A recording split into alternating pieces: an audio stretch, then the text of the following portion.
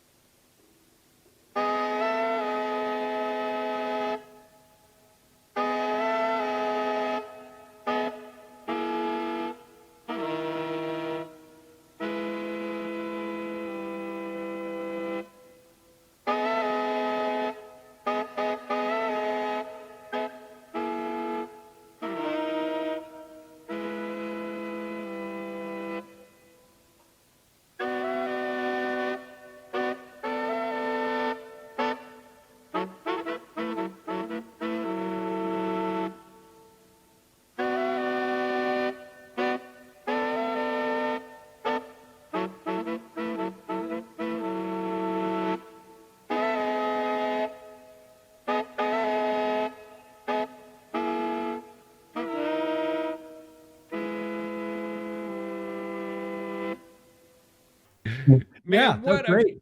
what a clip to kick that off. What'd you think, Dad? I loved it. I loved it. The instrumentation and the interaction with all those horns all at one time. It rocks. I mean, for no better term, it really rocks. It does. Matt? Well, and it shows his creatism. He's very creative, but his the multi-instrumentalism thing. We'll see stuff coming up in the episode, but he's got horns hanging all over him, so it's just awesome. I believe it was Phil that was the Art Ensemble Week. He said he'd really like to see that see them perform. Roland is one that I would have loved to see perform, to watch how he manipulates all the instruments and plays them all at the same time. It would have been fun to see him. Yeah, absolutely. It reminds me, when I watch that, it reminds me of Phil as a child blowing the straw instrument. He would put the flap at the end of a straw, the little paper, and blow that, but just making music with whatever you got. And Roland plays a duet with three horns. So it's actually, what is it? A trio. Trio. He plays a trio by himself. So... And what's the thing he plays from his nose? I tried to find a decent video clip of that where it's a recorder of some sort that he's got tape in and sticks it up his nose and blows and then pulls the flute out and will play, and then the saxophones are strapped to him. But all right, Dad, I want you to go first. I'm going to give you 2 minutes. Here we go. Your week in music. What was it like? So how much can I talk about Lady D? Do it. And the solo that she played, and I asked her this week. I said, "So, what was the song that was played?" And it's the title of the song is "Sold," and it's a country and western guy, John Michael Montgomery, and the video. I watched the video of it, but Delaney improvised with a solo drummer. It was incredible. It was, Drew, you would have loved it. Mom got only a little bit of the clip, but it wasn't really clear. It blew my mind how she played that.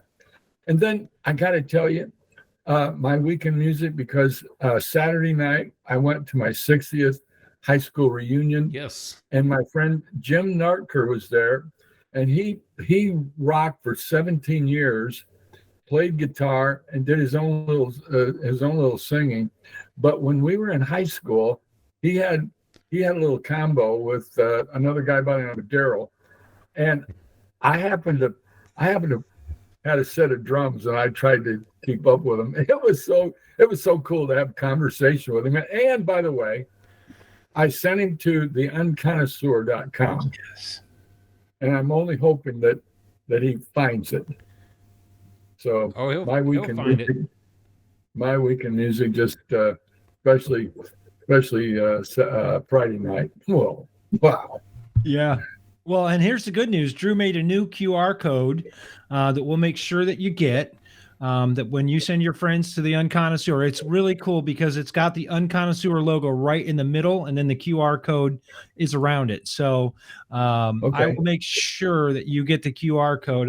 I'll text it to you later. Or, it's funny. whatever. Why didn't I just text it to the Jazz Messenger himself, Dad? Why did I even bother sending it to you? I know mean, you do sent it to tell. me. You should have just texted it right to him. But yeah, it's a very cool QR code. And maybe, you know what? Maybe you even though our people who are watching already know how to get here, maybe they would be interested in sharing it with their friends. So pop that up on the screen. Pop that up on screen right now. Yeah. And I will make it downloadable on the website. So if you come over to the unconnoisseur.com, I will make sure that the QR code is right there and downloadable. So you can print it and share it with your friends as well. Please do. Yeah. All right. My 2 minutes for my weekend music. Like Dad, we were together seeing Gunslinger on Friday night. And so that was great. The band had to move indoors because of weather. Unfortunately, the weather went the other direction. It was beautiful outside, but we were inside the firehouse in Sparta. So I took a picture of the Sparta firehouse, and all I could think of course, was the 300. This is Sparta. So listen to great music. We had some good tacos from a taco truck Friday night. And then Saturday I was at Cedar Point all day with the family. It was Lady D's 23rd birthday. So happy birthday again, Lady D. And you know what? I didn't get much jazz that day, but I did put on an artist who just kind of rejuvenated me. We haven't gotten to the artist yet on our channel, but I'll just go ahead and tell you it was Moanin' by Art Blakey. I got a chance to listen to a half an hour's worth of jazz on Saturday, so that made me happy being in my happy place, listening to my happy music. I was super excited. Otherwise, Roland Kirk in my ears this week. You can't go wrong. You know, I was telling Dad it's hard to envision him playing a duet with himself. But yeah, when we listen to the clips tonight, we'll point out, you know, the fact that he's playing both saxophones. So really, really cool. That's all I got. Got 20 seconds left. So Fabulous. Yeah. There you go, Dad. That's what it looks like. My week in music, most of the week was pretty just chill, listening through, doing my thing at the bike shop and at home and editing and whatnot in between. But I did listen to not only this week's album, but Roland Kirk and several of the other albums that Roland has out. Last year when I did this, I had a note that I listened to 8 different Roland Kirk albums. And so I just kind of chuckled and said, well, let's do it again too. So I went back and listened to a lot of Roland Kirk, which was great during the week. Rolled into the weekend. Yesterday morning, there was a mountain bike ride for the memory of Rick Margiotta, which was gentleman was very instrumental in the mountain bike club here in town, as well as building the trails. So we had about 80 some individuals show up for that ride yesterday. I finished editing that video, a quick one for Facebook, just right before we got on this call. So I put it up on Facebook. You can see the riders. Most of them that hit the road were solid people, but we'd had probably 20 of them left before the ride. Then today, I was telling you that I listened to 7 Days of Falling by EST, Esteban Svensson Trio. I was on the road with 4 young ladies from school. One of them was not my daughter. She wanted to ride with her friends in a different vehicle. So I took, I was one of the 5 parents that drove to the West China Tea House. They begin a block on the Dow. And so the West China Tea House, the gentleman there gave a presentation of 2 hours where we enjoyed several different cups of tea. So they brew and have a conversation. It is a tea house. Go sit down and have this wonderful conversation. And I figured if we're going to drive 30 minutes there, they might as well listen to Esbjorn. And then on the way back, I made them listen as well. So we had a pretty good and chill time with that. Good. So that was. Did you get any feedback from the girls about the music? What did they think? Most of them just thought it was really relaxing, and by the end, we had lunch, and we were tired. They were tired. I was done. Yeah, sure. Put them to sleep, as chill as it was, and I said maybe I should have chosen like Bud Powell, anyways. That would have fired you up. Most of them really did appreciate that there was some type of not their standard music to listen to. Yeah. So good. But I am a class dad there. So it does help that I've been around the students enough. So did you have anything in your tea besides sugar? I did not. I did not. Okay. This was not a Korean. There's a story behind that. There's a story behind that I'll tell somebody else, some other time off screen. We're old enough now. Patreon subscribers. Yeah, here in a few minutes we'll record that one. Yeah. Oh man. So let's roll into the slideshow then. All right, perfect. Well, slide, of course, whatever you do it to jazz. And you know what? I do it all week long. Even at Cedar Point, I put jazz in my ears this week. And again, we're talking about Roland Kirk, the album We Free Kings. Just to bring everyone up to speed, in case you didn't catch it, Roland Kirk is a saxophone player, and he is a multi-instrumentalist. Moving on, I love the cover. I love the artwork. We talk about the artwork for most of the albums. And this one just kind of epitomizes Roland for me. It's a beautiful photo. We'll talk a little bit in a minute why he's wearing sunglasses, but you see he's got at least 4 instruments attached to his neck on the cover of this album. So, yeah, beautiful cover. Dad, what did you think of the artwork? Did you like the artwork, the cover? Yes, I did. The block that with kind of openness with the little fine print about We Free Kings. Yes. And then it shows him with the sax and the other one hanging. I think that's pretty cool. Really cool. The color, thought the color was good and brought it out. So. Well, and the color of that suit is smacking. Yeah. That's a purple suit if I ever saw one. So. Yeah, it made me think of the color purple, the movie. Yeah. Right. All right, moving on. We're going to talk about the just a couple of pictures that I downloaded. The top left one again is a picture of Roland, and he's got 3 saxophones in his mouth in that picture. So, I mean, you only got 10 fingers, and you can't play the saxophone with your toes. So I don't know how he gets sound out of all. I mean, I know how he gets sound, but as far as running the keys on all those things, man. It's incredible to me. The bottom right picture is Melvin Clark from Mutual Art. He did a picture of Rahsaan Roland Kirk, and again, he's got multiple instruments in the picture. Love the alternate colors with the picture in it, and again, it's highlighting his sunglasses. So, moving on. Let's talk about jazz lingo for the day, and for the word that I picked this week, the word is technique. Technique, or the ability of an instrumental and vocal musician to exert optimal control of their instruments in order to produce the precise musical effects they desire. So I'll go ahead and use it in a sentence. Roland Kirk has great technique. He knows all of the instruments that he's going to play and how they're going to sound at the same time. His technique is pretty phenomenal. He's not the most precise player, in my opinion, but we'll get to that. But his technique is pretty flawless, in my opinion. So he uses again the instrumental control in order to produce the sound that he wants. Moving on, let's tell you where you can get it. This week's album can be found on YouTube, iTunes, YouTube Music, LP, and CD. And again, it was released on the Mercury label. The quote on the bottom of that slide is from Roland, and the quote says, "God loves black sound." We'll get to his political views here in just a little bit, but I just wanted to include that. God loves black sound. I think God loves all the sound that we put up, but Roland says God loves black sound. Moving on to the next slide. This is the information slide. This is one of the funnest ones that I like to talk about. Roland was born in 1935 and passed away in 1977. That made him 42 years old when he passed away. Made me 7 years old on the day that he died. So I was not paying attention to jazz at the age of 7. So I didn't get that in the news update that night. Some of his influences.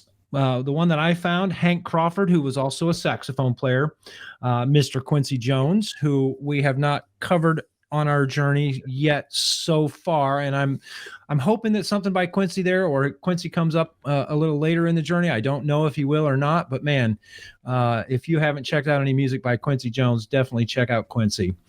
Charles Mingus was another one of Roland Kirk's influences, and of course, Charles is a bass player, writer, and composer of music. So those are the three that I found. Drew, did you find anything else for his influence? That's what I had as well. Okay. What it later lists is not who he was influenced by, but about 100 of the who's musicians that were inspired by him, and I found that very interesting in that. So it wasn't just jazz. I mean, we're talking about a whole who's who of who's who inspired by Roland Kirk. Right. For sure. He's got 31 studio CDs, studio albums, and he's 14 compilations. So he's got 44, records in his discography. That's quite a lot of listening. I urge you to check out something other than We Free Kings, because as much as I like it, there are some other ones that I liked a little bit better. Genre that is listed for Roland is jazz, hard bop, and soul jazz. There's a couple of songs even on We Free Kings that has got a lot of soul in it. So, but yeah, the jazz and the hard bop for sure. The known for section of the information slide. He was blind at the age of 2 due to a botched surgery. And he got an infection, and that caused him to go blind. So he can't see anything, which is why he wears the sunglasses, much like Art Tatum. Oh yeah, Art Tatum's blind. Yeah, no, the other one. You're slipping up. Stevie Wonder. Stevie Wonder, thank you. Yeah, but the sunglasses. Sorry about that. But anyways, moving on. By the age of 15, he was on the road making money playing the saxophone. So he had a good handle on the sax since he started playing. Next thing, politically outspoken. If you were able and had the privilege of going to one of Roland's concerts, not only did he play music, but poetry was a big thing. In a couple of his live albums, they leave the poetry in, and the clickety clack, bring the babies back. I enjoy that for the amount that I could take on the album. You know what I mean? As it's on the album, I could take. I'm not sure I could take a whole hour of spoken poetry by Roland, but again, he's politically outspoken. Born in Columbus, Ohio, so he's relatively close. He's a Midwestern boy, but he died in Bloomington, Indiana, the night after a show at IU. So that one hit really hard for me, knowing that he passed away this close to home and in my home state. So it hit me pretty hard anyways, but I'm sure you've got information on the reason, cause of death. So we'll wait and talk about that in a minute. And again, he was a multi-instrumentalist, literally, in the sense, playing 2, sometimes 3 instruments all at the same time. Yeah. 6 Degrees. This was fun for me this week. We mentioned Charles Mingus in the influences. So Roland got a chance to play with Charles, who of course played with Miles. So there was only really 1 degree of separation between Roland Kirk and Miles Davis. Did you find anybody else besides Mingus? I did. Did you? Yeah. Of course, I take the easy way every week, and you go Well, take the hard way. I wouldn't say I took the hard way. I just happened to see that he played with Hank Jones, the pianist. And as I was digging, another piano player, Wynton Kelly, he played with Elvin Jones, who's a drummer. But what struck me the most is that on several tracks of one of his albums, it was Mr. Ron Carter. Oh, So when I saw Ron Carter, I was like, I'm done looking. He played with Ron Carter. He's all right with me. And of course, all of those directly played with Miles. I couldn't find anything where he ever played with Miles or knew of Miles. But I don't think that Roland ventured much away from that Midwestern area. There were some times when he traveled a bunch, but it would be hard to be blind, be on the road, and carry 1,500 instruments with you so you can play them all on one night. So we're on the way home Friday night from the gig, and I chose to let Dad drive home because I don't like driving in the dark anyways. But he'd hit the rumble strip on the left-hand side and he'd say, "Oh, I'm driving by Braille," and then he'd swerve over and hit the rumble strip on the right side of the road. He'd say, "Oh, I'm driving by Braille." So Roland, I'm not sure Roland could have driven by Braille. So it was funny that you said, but you were thinking about it, weren't you? Yeah, I was. That's where I learned to do that. All right. Last slide in the slideshow, and then we'll move on to our discussion. Today in jazz history, and of course, today is October the 2nd. The piano player Django Bates was born in 1960 in Beckenham, England. Now, Django Bates, he's a piano player, and he's more on the new style of jazz. I only pulled up a few of his songs this week just to talk about him a little bit. But yeah, Django Bates, not Django Reinhardt. Guitarist Howard Roberts was born in 1929, and I did not do any research on Howard Roberts, but yeah, he was born, so happy birthday, Howard Roberts. One final quote from Roland Kirk: "Keep searching for your mystery note on the universal piano of life." I like that. I love that. Yeah, it's a great quote. Keep searching. It's philosophical. Yeah, definitely. Very philosophical. I'm sorry, but do you have that written? Is it written on the slide? It is. Yep. Okay, so I can go back and process it. Yeah.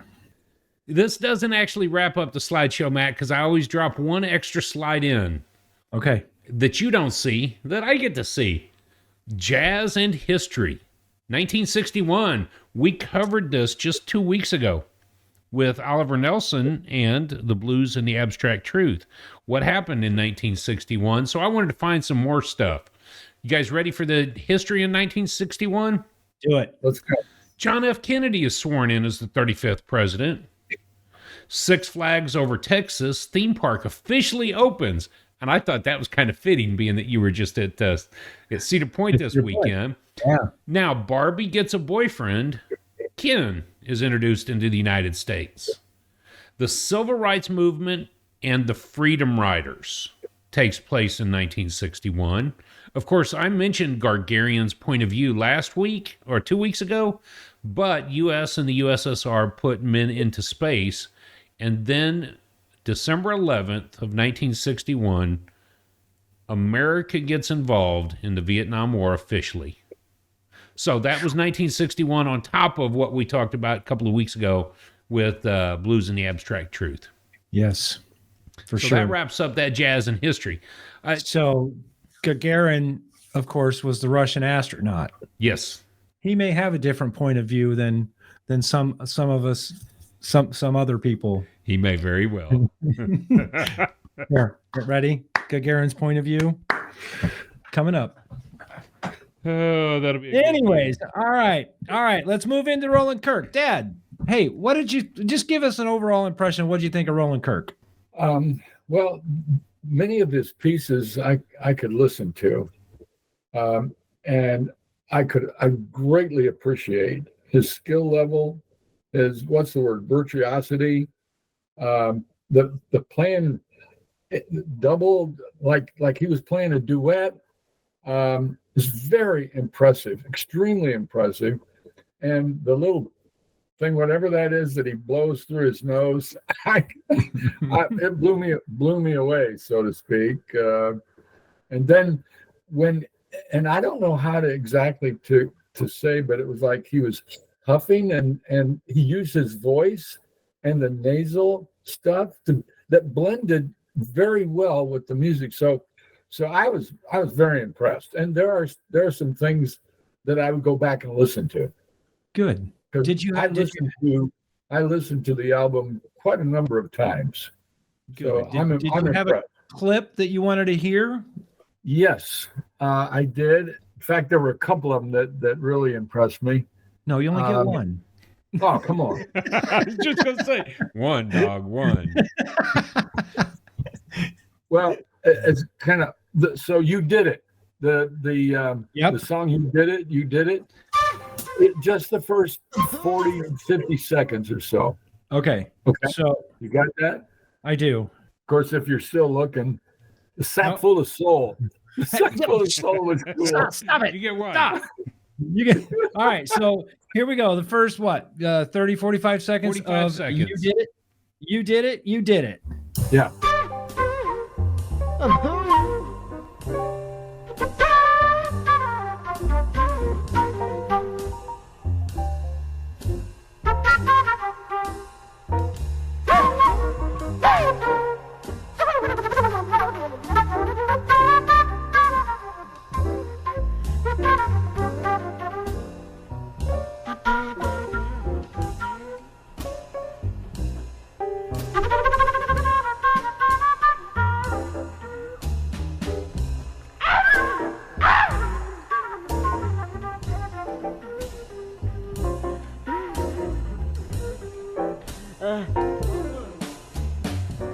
Okay, that was 45 seconds. And the music, the backup music, the piano, the drums, it's so cool. It Yes. blended so well together. And you caught the nasal kind of huffing. Can I say huffing? He was huffing something. Yeah. It's funny that you mentioned that because I was thinking the same exact thing, how he uses those extra noises to integrate into the music. I found that interesting, last year when we did it on our personal journey, and again, listening to it this week, it's interesting how he weaves it in almost to even create a deeper, a depth to the music as just opposed to just the flute, and he weaves the vocal and even the breathing sometimes in as part of the music. So yeah, I'm glad you mentioned it. I was going to mention it too. So you get to make another choice. Another choice. Sack Full of Soul. Shoe Sack Full of Soul. All right. That's the one that I wrote down that I was going to pick a clip from. So A Sack Full of Souls. Personally, I love the groove. His duet in the beginning is awesome. So let me play just 45 seconds of Sack Full of Souls.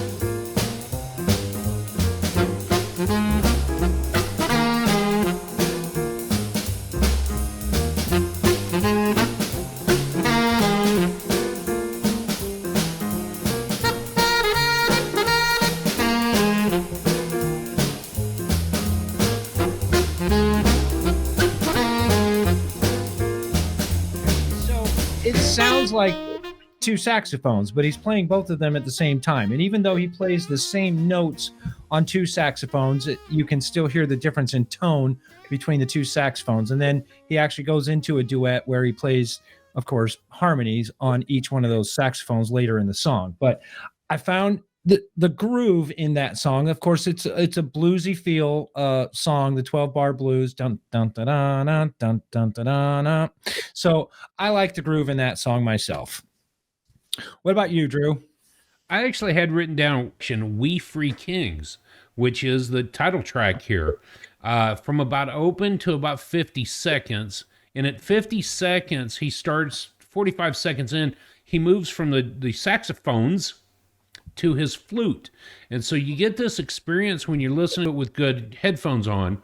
You can hear two different saxophones being played, and it sounds like a train the way it harmonizes. So, yeah, let's roll that one. Sorry, tell me where you want me to start. At the beginning. Oh, at the very beginning? 45 seconds, 50 seconds in.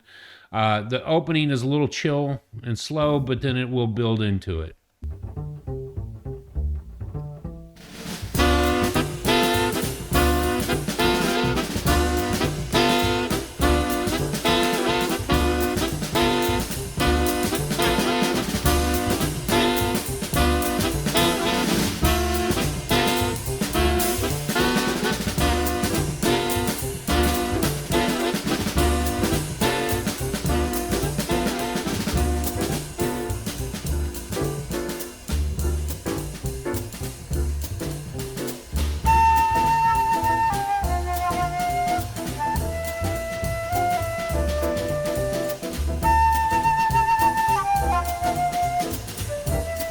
And of course, it's the play on words, we free kings from Roland Kirk. Yes. And it does talk about that in the magazine. The paragraph in the magazine says that the leader of the band hit a peak on the title track, the Christmas carol that is loosely to Kirk. My favorite things was to John Coltrane. So it's a great example of the skill with which an improvising musician can transform any material, even a theme that is so familiar, so as to be so as to breed contempt by way of new sonic framework. So he takes the classic Christmas tune, he puts his own spin on it. You still know what the Christmas tune is, We Three Kings, but again, he puts a spin on it. So Yep. That was a great clip. It reminded me when I was listening to it, what we talked about last week, what Dad brought up about Betty Carter doing her improv, her style of, now I can't even remember the song. My favorite things.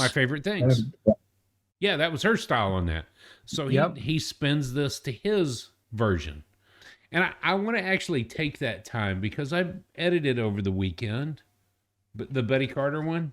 Yeah. And last week, Dad brought this plethora of just information, and I kind of skirted right over it after he said it. We were talking about scat, and he said it's like little lithing, Lilthing. It's like yodeling, and it's like speaking in tongues, and we just completely walked away from that to chase a rabbit somewhere. Dad, I wanted to say I appreciated the homework that you did on that, because just looking it up to put the caption underneath what you were saying, I was like, how cool is that? He comes out, just drops it. That's right. It's scat in some places, but in other parts of the country, it's called something different. And so I wanted to go back and just say, thanks for that knowledge last week. Yeah. Yodeling as well would be a form of scat. So, and I think that the texture that the vocabulary is using, him breathing through that mouthpiece, him humming behind it. If you listen careful to bass players and pianists, they hum what they're thinking. When they get ready to play, or the bass player, and you can hear Mingus do that a lot. yes. And so they can add that texture, but they're vocalizing. As a trumpet player, I can't do that. I'm having a hard time hearing it in my own head. So, Thelonious Monk, who we have not covered yet, but when we get there, you'll really hear him vocalize his kind of thoughts while he's playing the piano. So Roland, again, does the same thing. And I appreciated the way that he used it in his recordings and in his music.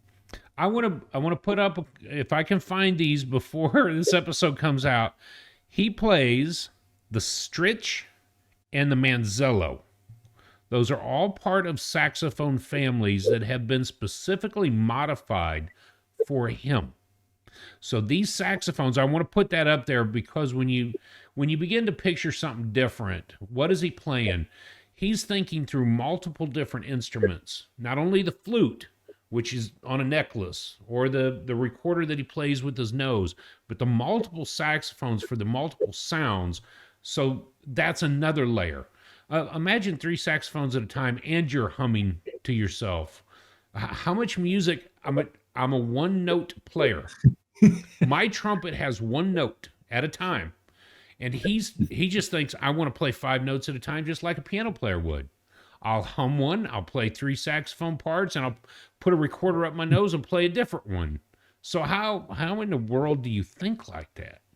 Right. Yeah. Well, and it takes masterful. He is masterful at doing that, which is so impressive. I would think that it would take the creativity from both sides of your brain. You'd literally have to use both sides of your brain at one time. The rational part that says I can do this because I've got five fingers on each sax, but then the creative part, the right side, right? Am I saying the right side right? You got this side. Left side.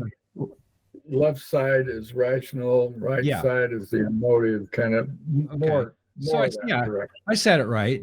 But yeah, I've got 10 fingers. I can play two instruments at the same time. And the creative side on the right side says, let's get super creative and hum along and stomp or whatever. Yeah, whatever he's going to do. So, yeah. So if I can interject about this style that he plays, there were, I saw, in reference to the article, there were two other artists that were mentioned. Eric Dolphy, you mentioned his name earlier, and Sam Rivers. Now, I didn't check Sam Rivers as much as I did read about Eric Dolphy, but this guy was born in 28 and died in 64, which is, he died around the time I graduated from high school. But what I read was, he would play the third, it's called the third stream. The third stream. I don't know if you checked that out, but basically the third stream was the fusion of jazz and classical music, which is pretty doggone impressive, really. So these guys were, but what it said was, I think what it says is that Roland played it even with more impressionistic, or he did perhaps I don't remember how to put it, but better than the other guys. They were just almost practicing, and he had developed it. Yeah. So, well, that's a good way to put it. He developed it. I can't think of too many other artists, and I'm sure our listeners could probably fill us in, but who else can you think of that actually played two instruments at the same time, Drew?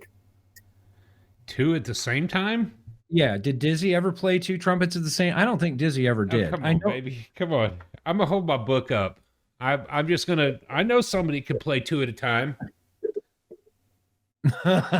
Okay. Mr. Yeah. C. All right. Clark Terry himself. Yeah. CT. Okay. A flugelhorn and a trumpet.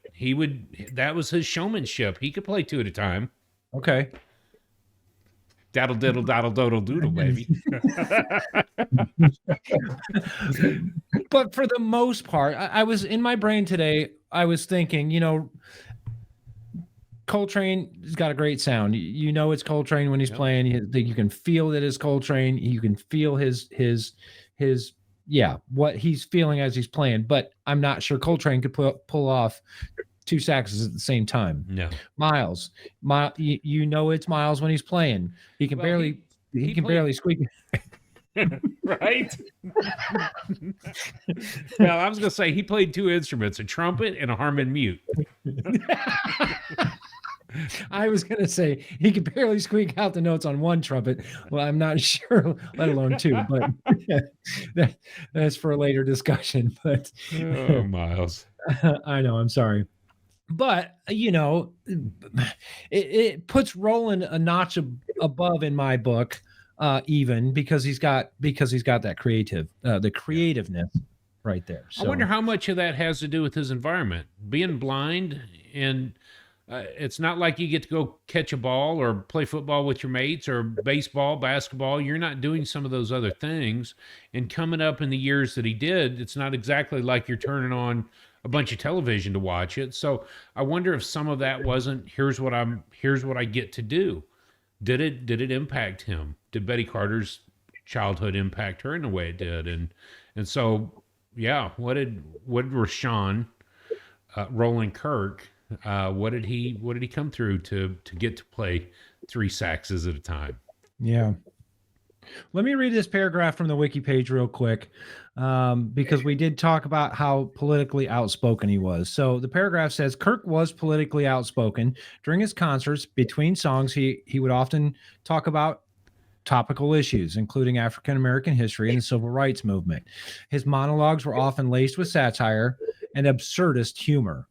According to comedian Jay Leno, when Jay Leno toured with Roland Kirk as Kirk's opening act, Kirk would introduce him by saying, "I want to introduce a young brother who knows the Black experience and knows all about the White Devils. Please welcome Jay Leno." So, you know, even though it's political, it's satire, it's still pretty funny because introducing Jay like that, you could just picture the crowd cracking up, right?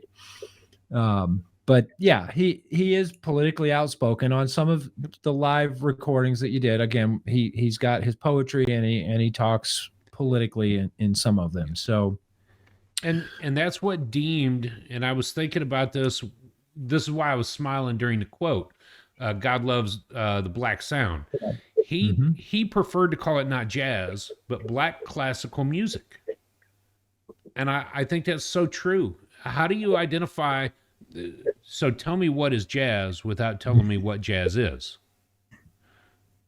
And if it's not part of the black history, the black culture, how do you identify with it? It's where it started. Maybe Jelly Roll Martin started it, but maybe it wasn't him that originated jazz. we're still struggling with that phone call from that listener who says, "What is jazz?" We're still struggling with it weeks later. So thank you, caller, for that awesome call, because it's really lighting a fire under us to try and define what jazz is. And again, we're unconnoisseurs, man. We're still on this journey And learning about say jazz define ourselves. it as much as just express it. I don't think you can define what jazz is because it covers. Yeah, we're wrestling with it again. Never mind. Yeah. Well, and that brings up another good point. We're standing at Cedar Point. The girls are off riding a ride, and Keaton and I are standing there. We talk a lot about music, and I appreciate some of the music that he listens to. But he turns to me and he says, "So, what makes good jazz music? If I wanted to listen to good jazz music, what makes good jazz?" And I looked at him and I said, "You know what? If you turn it on and you like it, it's good jazz. If you don't like it, simply turn it off. You're not hurting anybody's feelings by not liking a particular artist or a particular song. So good jazz to me is the jazz that I like. Bad jazz is all the free jazz." It don't mean a thing if it ain't got that swing. Right. So again, that quick answer that I had to think of right off the top of my head was, if you like it, then it's good jazz, and if you don't like it, it's not good It's for free you. jazz. So That's how it's free. Yeah. If you don't like it, it's Peter Brotzman. So, spoiler. what do you think, Dad? What makes good jazz? What? Yeah. Again, listen to jazz. Don't get stuck on just any one artist, but listen to a broad spectrum of artists. And if it comes through and you like it, then go there and be there, and then find others that relate to that same style, that same feel, that same vibe.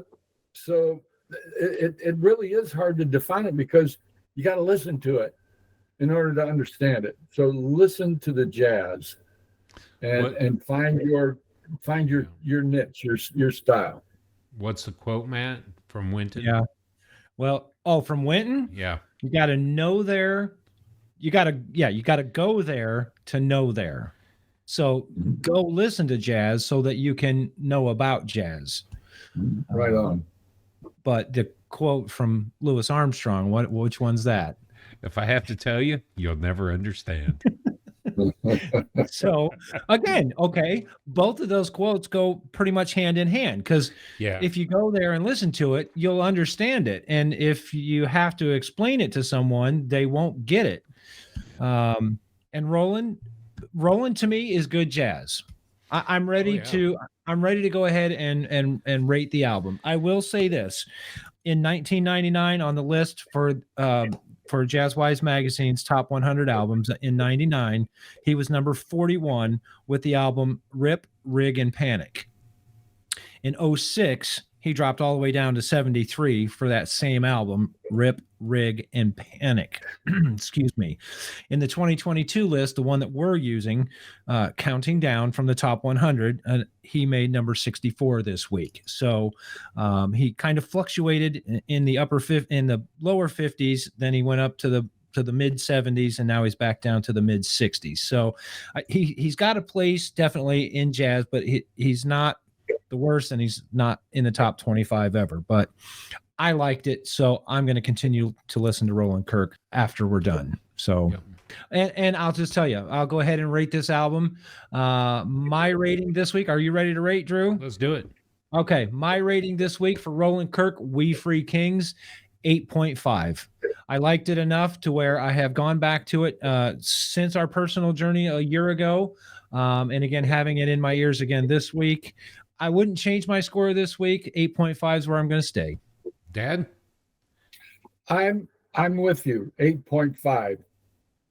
I would rate it that way because of the variety, because of the artistic ability, because the soul that I felt as I listened to the music. So 8.5, it's soulful. Yes.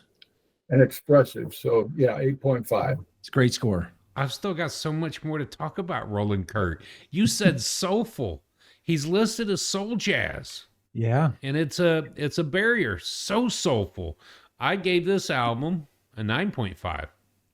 And so I'm really happy with this album. My notes indicated that I didn't find an album from him that I did not appreciate. Yeah. He's got so much diversity in his music, and yes, he is quite a character on stage. But yeah. I think that part of that makes that music what it is. His history, his upbringing, all of it. The main thing that I did want to go back to this, he influenced people. Ian Anderson of Jethro Tull had made comments about him. Jimi Hendrix, Frank Zappa, and Bjork. So it's all kinds of different genres of music and musicians that were influenced by what Roland Kirk was doing at the time. Rashawn Roland Kirk. Yes. Well, and that brings up an interesting point, because we always talk about the artist influences, but seldom do we say venture out and who they influenced. And Jethro Tull, you can hear the kind of influence because the flute is very prevalent in Jethro Tull's music. And the fact that Ian plays it on the wrong side. Yeah. He didn't care, because you can do anything with it you want to. Right. Roland Kirk said so. I'm not sure I'd pick out Roland Kirk and Bjork, but I don't listen to much Bjork. Entertainer. Yeah, for sure. and I want to say this. And creative. Very, very creative. That leads into this. We've talked about third stream, where you blend jazz with orchestra music. And I will go back later and put that caption up when Dad drops third stream, because that needs to be like the jazz word of the day for the episode. Third stream. The creativity and what's going on. Who influences who? And so we get to a place for next week when we know who this artist was influenced by. Dad's shaking his head in disgust with us. You want to say why he's doing that and then introduce this album? Sure. Unfortunately, we are going to be very selfish and cover this next album, just the two of us, because the artist shook us so hard. I love you, Dad. We do love you, and I'm sure that you'd have great nuggets to present on the episode, but this artist shook us so hard, rattled and rolled, and just I don't know without getting too emotional, but let me introduce the artist. I'll introduce the album. You've got a slide for that. So number 63. I won't. Number 63 on the list. And again, we're counting down. Number 63 is Maria Schneider. Now, the album is Concert in the Garden, and it was released on Artist Share on CD and digital download. It was recorded on the 8th in between the 8th and the 11th of March of 2004. I will tell you that I love, and I've said it before and I'll say it 100 times again, but I love the weeks where we turn the page and we both look at each other and say, no clue who this artist is. Can't wait to get to their music. And then you get Maria Schneider. So, unfortunately for our listeners, why don't you go ahead and talk about the slide that you got? I'm going to do that right now. I'm going to pop this up. Where can you find this album? We talk about it in the week of, if you wanted to find it, but next week's album is going to be a little bit unique. You notice that in the slide, it does say artist share. One of the things that shook us up the most about Maria Schneider and the concert in the Garden is that as artist share, there was no major label. There was no funding to make it happen. She went out and did that. Where can you get it, people? mariaschneider.com and discography. Again, this is Concert in the Garden. You'll see in the corner here, 47th Grammy Award winner, National Recording Artist in 2020. There's a lot of flex on the table when we talk about this slide. But the struggle was with the big data. Not being able to get that out there, not being able to make any money. And it reminds me of why I told Phil before, the 1942 record strike. The 1944 and 45 strikes that took place. We've got to be able to make money, people. And if musicians can't, then what happens to music? And this is the struggle. This is what I see happening with Maria, is we need to look at this and recognize that there's an issue going on. So you'll have to pay to download the album. Matt's going to share the fact that we do have the privilege and honor of sharing some audio clips next week with this music. And why is that, Matt? Well, we reached out to Maria, Ms. Schneider, and we asked her, because of her stance with the platform that we're on, is very well known, and we'll discuss it in length next week. But I reached out to her and explained what we do on the channel and asked her if it would be okay to play some clips of her music, and she did give us permission. So I can't wait. I feel bad because we are selfish, but it's going to be a really, really good episode by two knuckleheads. Yeah. By two knuckleheads. Yes, we do. Yes, we do. I love you, Dad. Yeah. You're just selfish. You're just a couple of selfish knuckleheads. Well, we did. I think that in all honesty, throughout all of our almost 2 years of doing this, there's only a couple albums that we're going to choose to do that on. And a couple of weeks ago, it was Oliver Nelson, Blues in the Abstract Truth, and then it's going to be Maria Schneider. So you can pretty much tell from that. It may be Asbjorn Svensson too. Just saying. That's awesome. Just saying. But again, hey, please, I just beg you, just go out and spend the $10 for the album. It is well worth it. And we'll talk about where she got her sound, some of the influences that she had, and I don't know how many people she's influenced because of that since that. So You'll have to stay tuned for next week. Right. Tell them where else they can find us, Drew. Well, you can also find us on the World Wide Web, theunconnoisseur.com. If you have questions, comments, you just want to reach out to us, hit us up on email, theunconnoisseur@gmail.com. Check Matt out on TikTok. He was producing stuff at Cedar Point this weekend. I saw a lot of that. And of course, you're here on YouTube. Now, don't forget that we are also on 3 podcast channels, so you don't get to see our faces, but you get to hear my lovely voice. What's better than an hour of me talking? Come on, baby. So I'll tell you what's better, seeing an hour of your face talking. That's true, baby. Come and check us out on the YouTube channel at The Unconnoisseur.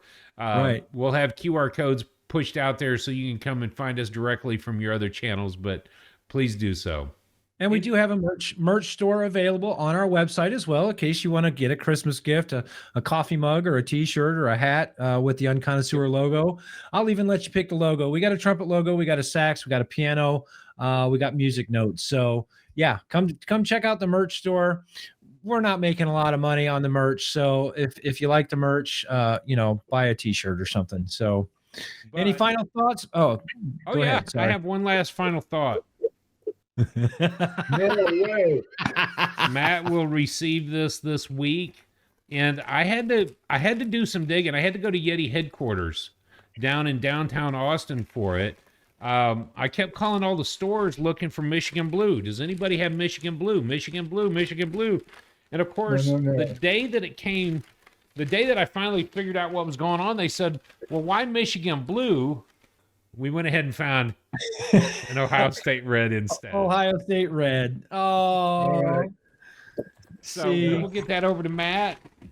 And OH, baby. Yeah. And then we'll wrap up your 5+ some episodes with us. I might have to include a couple of stickers in that cup just to, just Buy to, him off? buy him off. Sorry it took us so long to get your cup.